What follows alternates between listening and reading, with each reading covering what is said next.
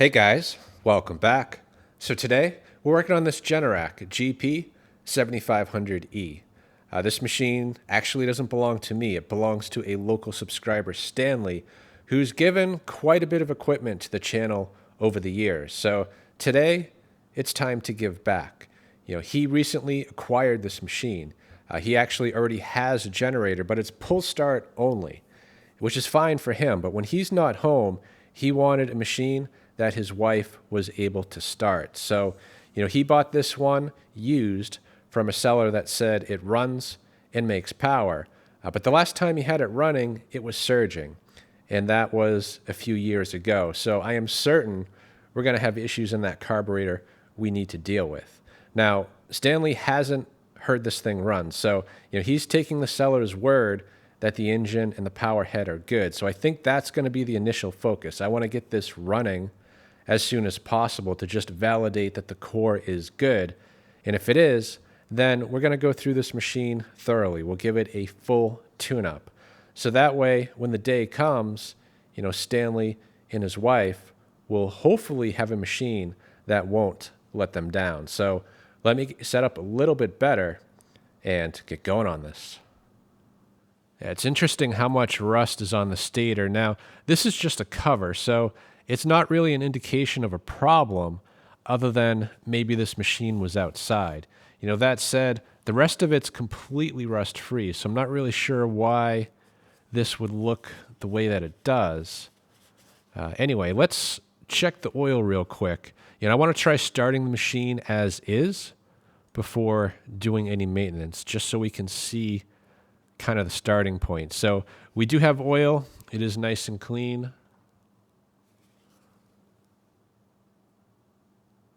Yeah, and just about full. So that should be fine to test with. We are going to circle back and change the oil, assuming everything else checks out. So let's temporarily rig up a battery. We'll test the electric start. And if that works, we'll turn the fuel valve on. There is fuel in the tank. I wouldn't say it's fresh, but it's not bad either. So it should run. So I'm going to hit the switch. Let's see if the engine turns over. And it does. So let's turn the fuel valve on and try to start it. All right, we'll turn the fuel valve on. I do see fuel flowing into that filter. Turn the choke on. And I'm going to plug in a light. We'll crank the engine, see what we get. All right, let's see if we can do this without losing the battery off the lift. Now, I've got the light plugged in and turned on. Assuming it starts, I'm going to have to run to the other side to shut the choke off. Not the best design. That switch should actually be on the engine side.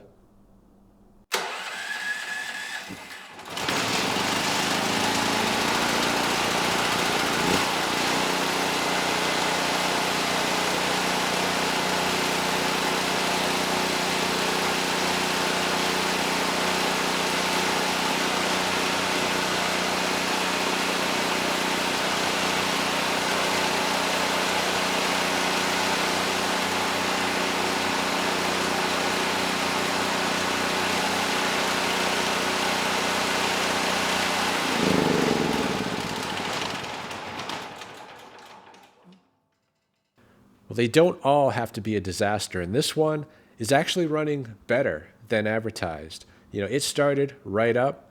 There was no surging, and the engine sounded great. No knocking, no funny noises, and the generator, no issues there either. It was outputting 120 volts at 61 hertz. So the core of this machine is perfectly fine. As far as I can tell, we don't have any issues here. So this one, I dare say, might be a quick video. Really, we just need to go through it, install a new battery, probably check the valve clearance. And, although the carb was running well, I do want to get it off, just pop it open and make sure it's clean. But before we do any of that, let's get the oil changed while it's hot.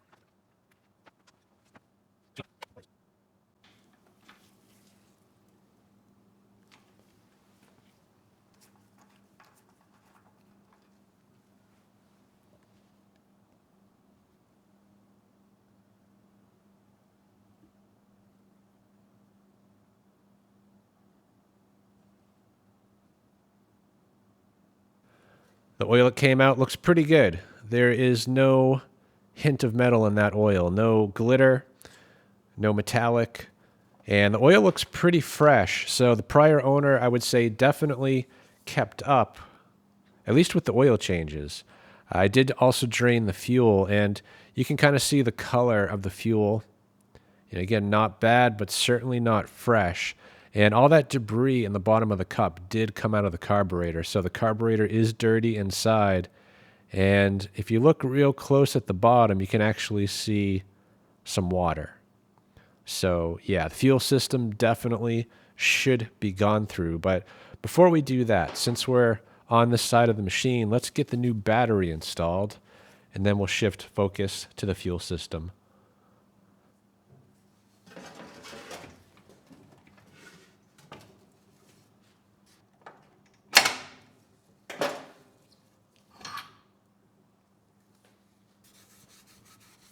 Just clean this up a bit while we have access. And I'm also going to add a little bit of foam backing, both on the side and on the bottom.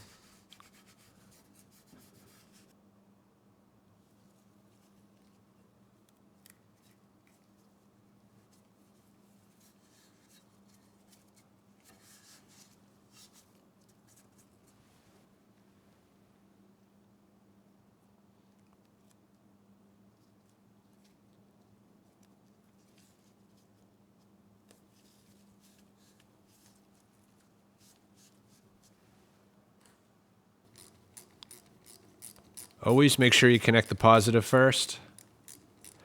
So if you connect the negative first, essentially the whole machine becomes negative. So if you're tightening the positive and you touch anything, you create a short circuit. If you connect the positive first, the only thing you can short out to is the negative terminal on the battery.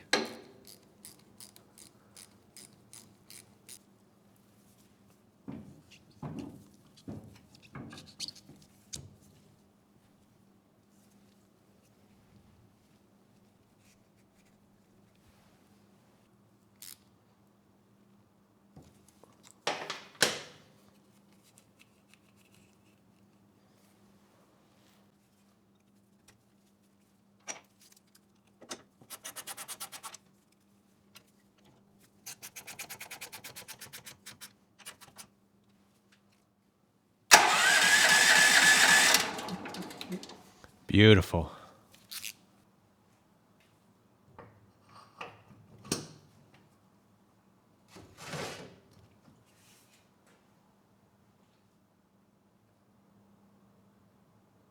Yeah, it looks like we're missing the thumb screw. So I'm actually pretty sure I have another airbox like this that would have the missing part. The air filter, it's dirty, but at least it's there. And there's supposed to be a metal screen right here as well, so that part is also missing. So yeah, when we put this back together, I'll pull out the parts airbox. I think I have the parts we need to make this complete.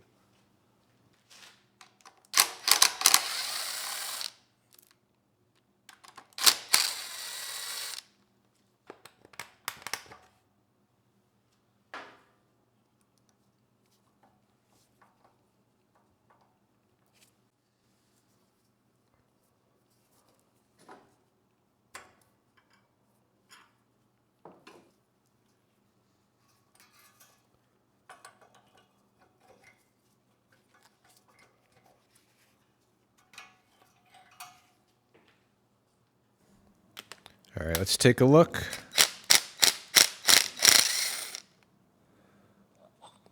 So we know it's not a total loss because it does run the engine, but there was water and debris that came out.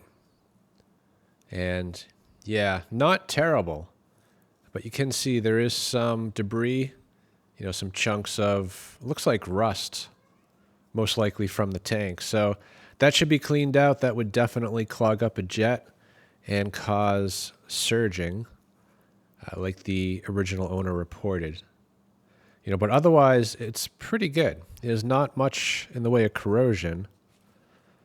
So this is going to clean up really well. So we get the main jet out.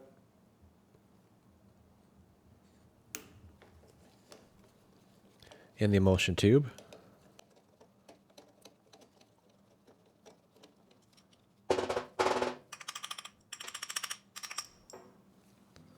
There we go. And finally, the pilot jet.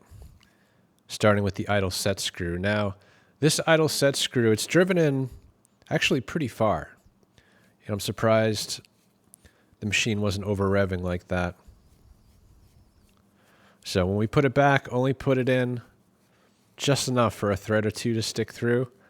You know, this generator doesn't idle, so there's no reason to put that in too far, or else you're going to counteract the function of the governor and potentially cause engine damage.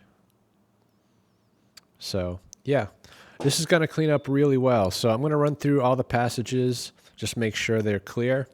We'll soak this for a few minutes in the ultrasonic and put it back together.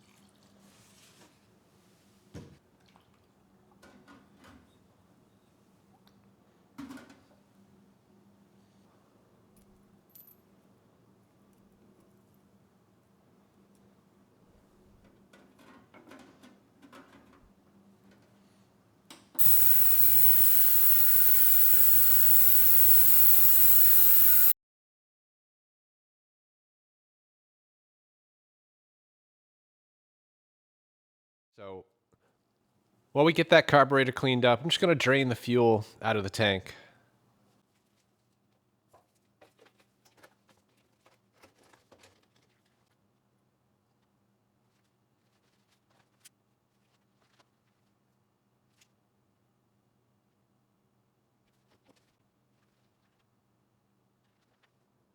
It cleaned up pretty well. Not perfect, though. The bowl, there is some corrosion in the bottom, but the important thing is that the water and the chunks are gone, so there's nothing left that's going to clog up any jets. So let's get this back together and bolt it back on the machine.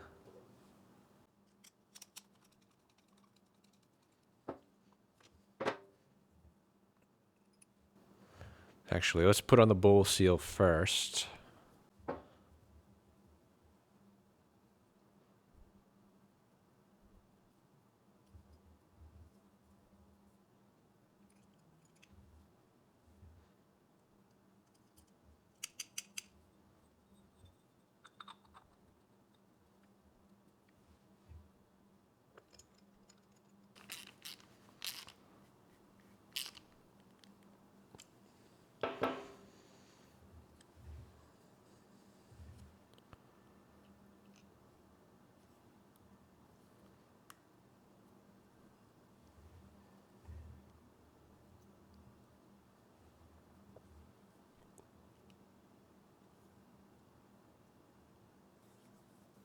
Just a couple threads like that. And last but not least, the bowl drain.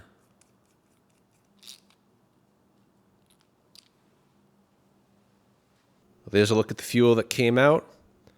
Definitely not great. You know, it's well past its prime. That said, though, it is free of debris. There is no water.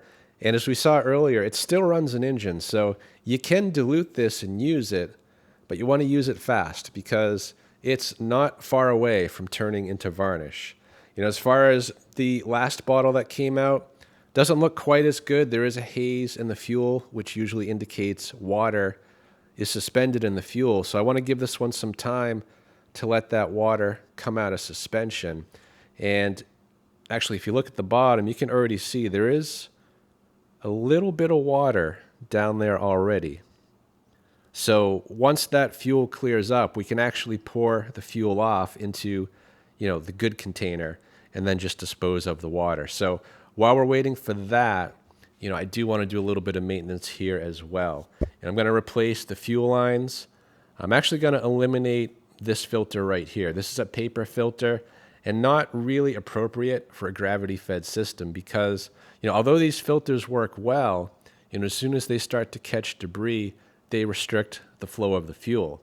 And without the pressure that a fuel pump provides, it's going to cause problems in a system like this. So this we will eliminate.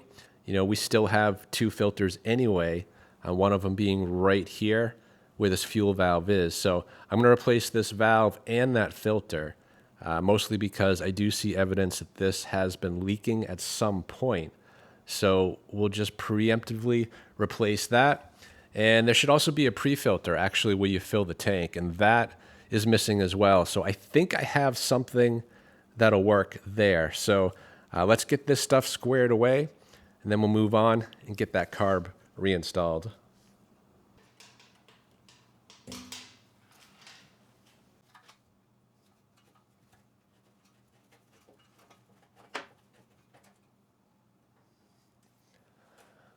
That's nasty, the fuel that just came out. So I'm not going to just swap this fuel valve. I think I need to take the tank off and just rinse it out a bit. There is a bunch of junk in there.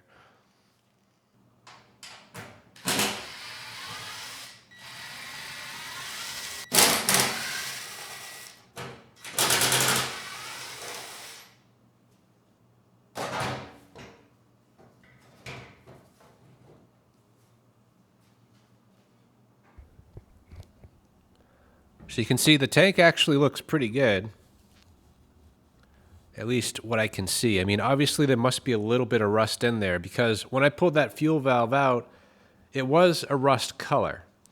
So that fuel filter in the tank, it was holding that stuff back. So I'm going to remove the fuel valve again. We'll put some of this fuel in, the stuff that we pulled out, and we'll just swish it around. Without the fuel filter, we should be able to flush a majority of that stuff out of the tank.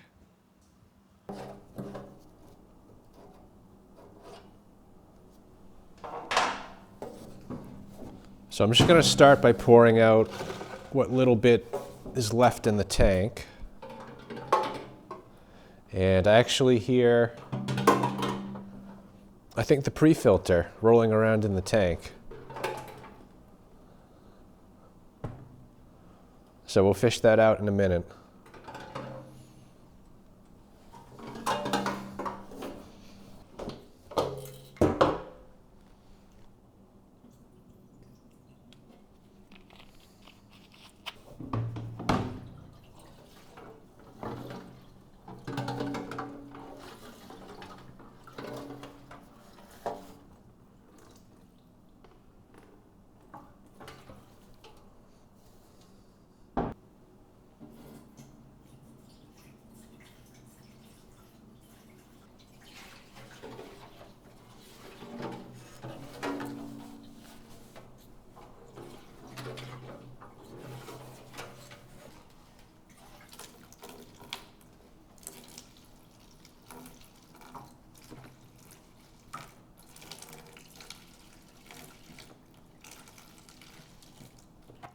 It's actually not as bad as I thought it was going to be.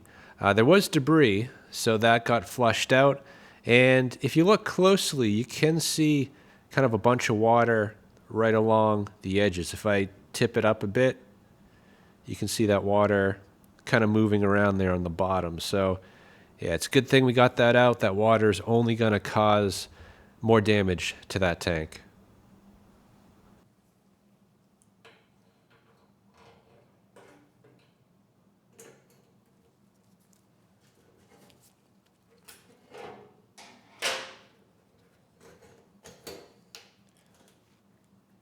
Looks like the pre-filter is damaged. which is fine. We'll just get it out of the tank. It doesn't belong. And the new one I have seems to be the right part. Perfect.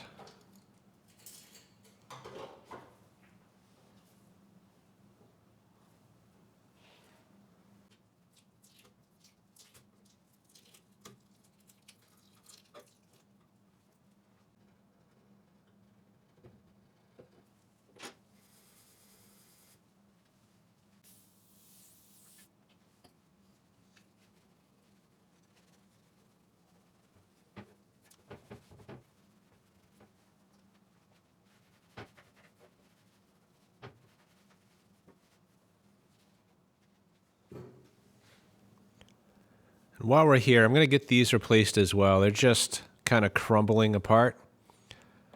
Now, I don't have new ones. I do have some used ones that are in a lot better shape. So we'll get rid of the old and put in the somewhat new.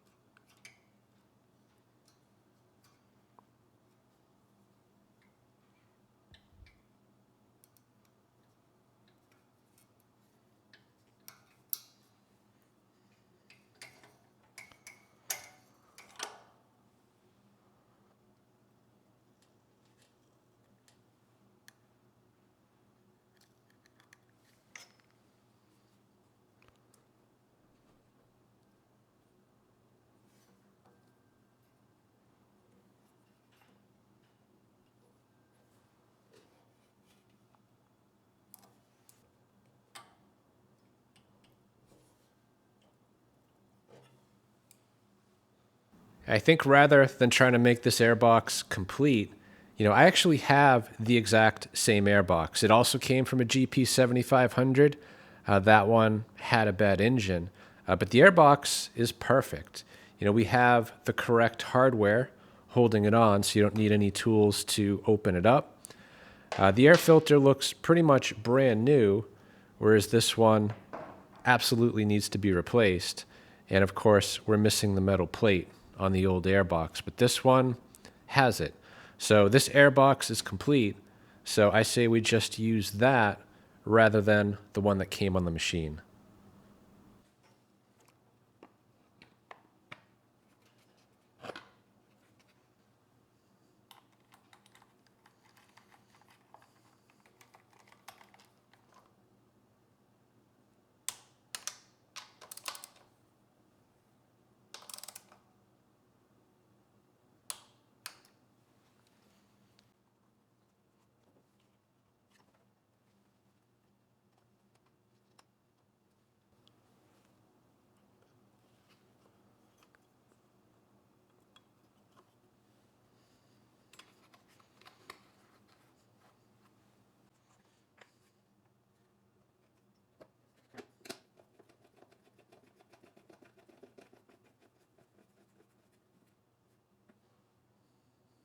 And last but not least, let's check the valve clearance. So I'm going to start just by getting the plug out. That way compression won't be fighting me. It'll just make it easier to rotate the engine to check the valve clearance.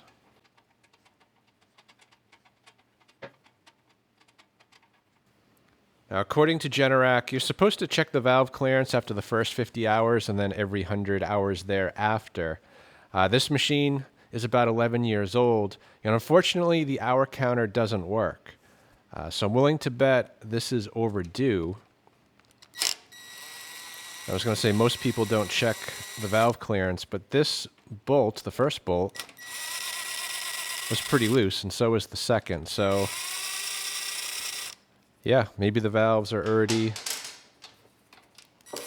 adjusted properly.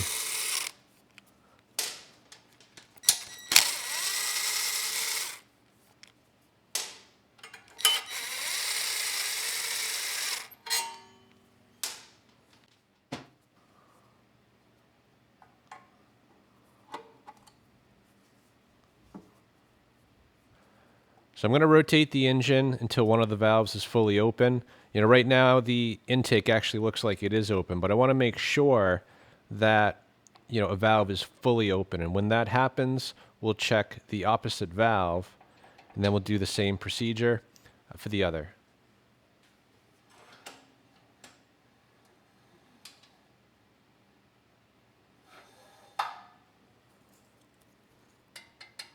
All right, there is some clearance there. According to Generac, this intake should be set to 6,000, so we'll start there. And that fits without any drag. The spec is plus or minus 1,000th, so we'll check 7,000ths, and that also fits without drag. So let's try an 8. An 8 actually feels pretty good. And a 9 is too tight. So we're actually really close on the intake. We're only about 1,000th on the high side. So that is not too bad. Let's rotate the engine and check the exhaust.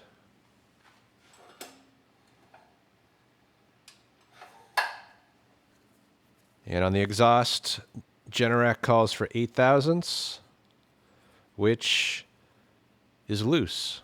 So it is plus or minus 1,000th, so we'll check a 9. A 9 fits, and a 10 also fits. So, yeah, both valves are a little bit kind of on the high side. Let's check the 11.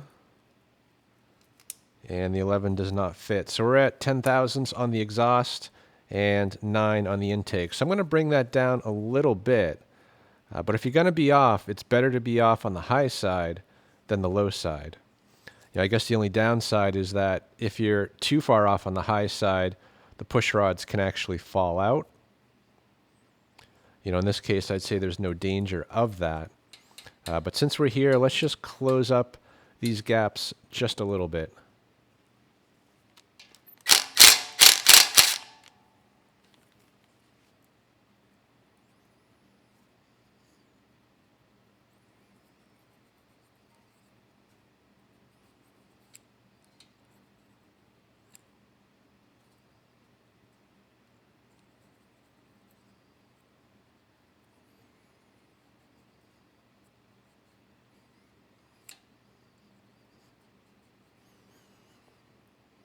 Feels pretty good there. So I'm just going to snug this up a bit. That takes the play out of the threads, and it can change the clearance a bit. So once that's snugged up, we'll double check it. And yeah, it's actually too tight now. So I'm going to back that off just a little bit.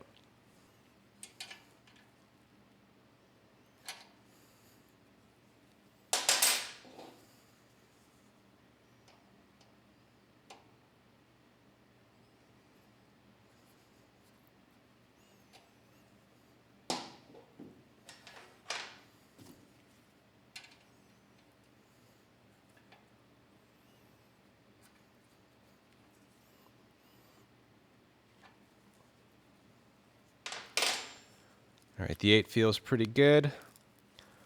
Let's just double check on a 9. And a 9,000 does not fit, so we are right there. So let's rotate the engine and set the intake.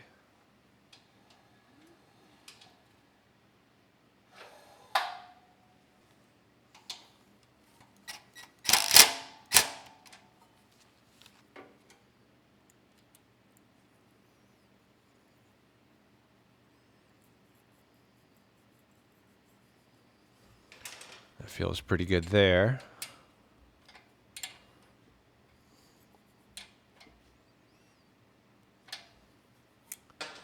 Yeah, maybe a touch loose. Let's check the 7. And no, 7 does not fit. So both valves, they are now adjusted right where they need to be.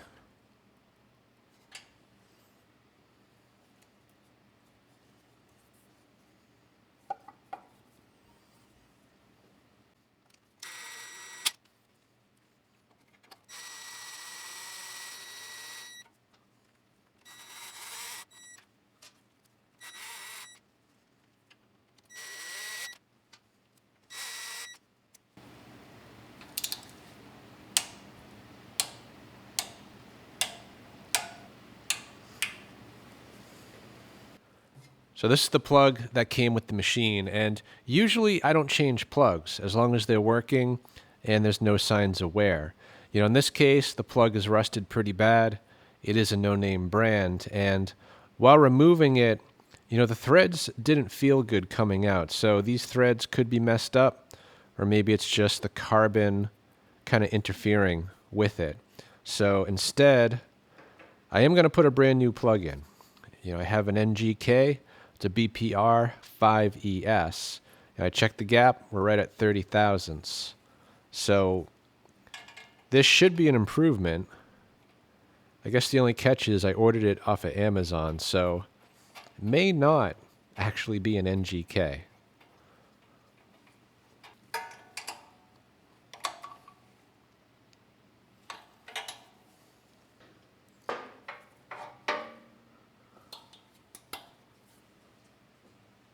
All right, let's give this a try. I've got the external fuel tank hooked up and the load bank on standby. So, you know, this machine, it's rated at 7,500 watts, and that's really the absolute best this engine can do if everything's running perfect. So we're gonna find out today if it can pull the 7,500 watts. So I'm gonna get it started. We'll let it warm up. While it's doing that, we'll double check the outputs, and then we'll bring the load up to about half load. And if everything goes well, we'll go for the max of 7,500 watts.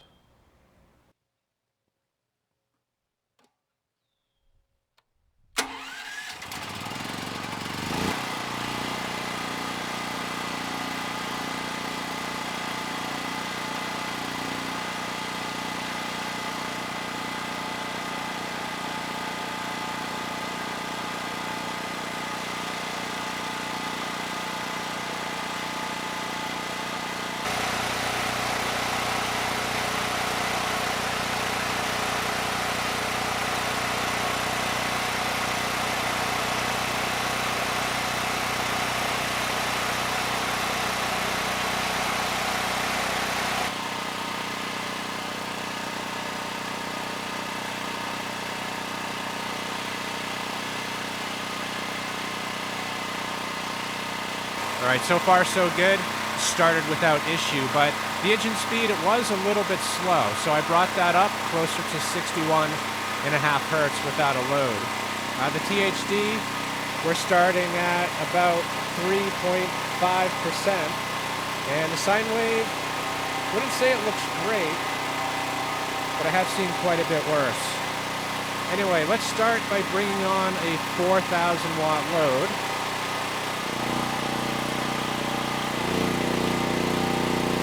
No issues, everything is stable.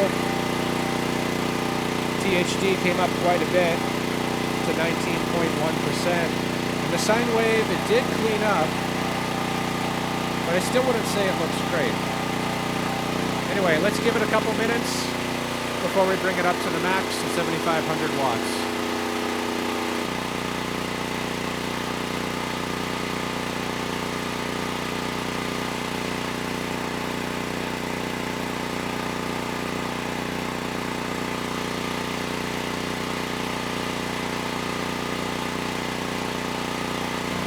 It's been a couple minutes. The engine's pulling the 4,000 watts without issue. So let's go for the gold and bring it up to 7,500 watts. So we're at 4,000 right now. Bring on another 2, so that's 6,000. The engine's quite a bit louder. 7,000, 7,500. So it's doing it. The THD came up quite a bit, close to 21% THD. And the sine wave still doesn't look great, but it hasn't gotten any worse. So I'd say that's a pass. Let's give it a couple minutes and just make sure.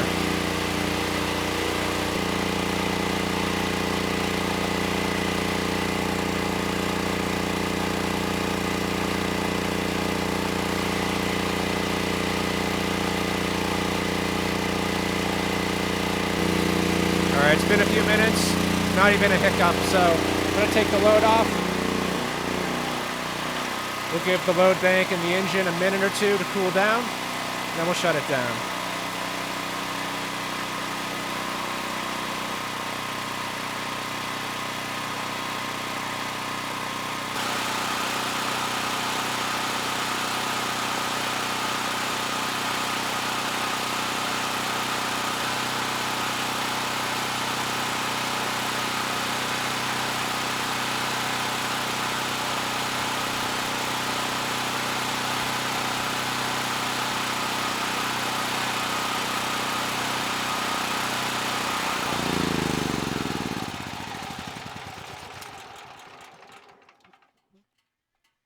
I've got to admit, bringing these to the max rated always makes me nervous because it's not always the max rated of the generator. A lot of times that rating is there because the engine cannot do any more.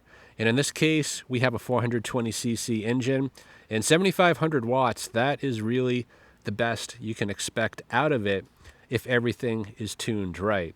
And in this case, it had no issues holding 7,500 watts. I didn't get the sense that it was about to stall, so I'd say this one is in pretty good shape. Now, this didn't need a whole lot. You know, it really just needed the fuel system gone through, and that's a pretty common thing on generators. You know, they sit around for years on end. You know, if they sit outside, they get water in it.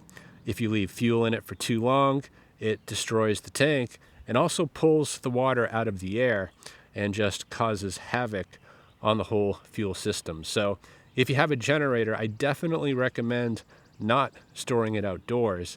And if you're going to keep fuel in it, swap it out at least twice a year to avoid issues with the fuel system. And as far as the carb goes, always store it dry. You know, there's no reason to keep fuel in there. So if you do those things, most likely it's going to start and run just fine when you need it. So, I hope this video helps someone. Thanks for watching.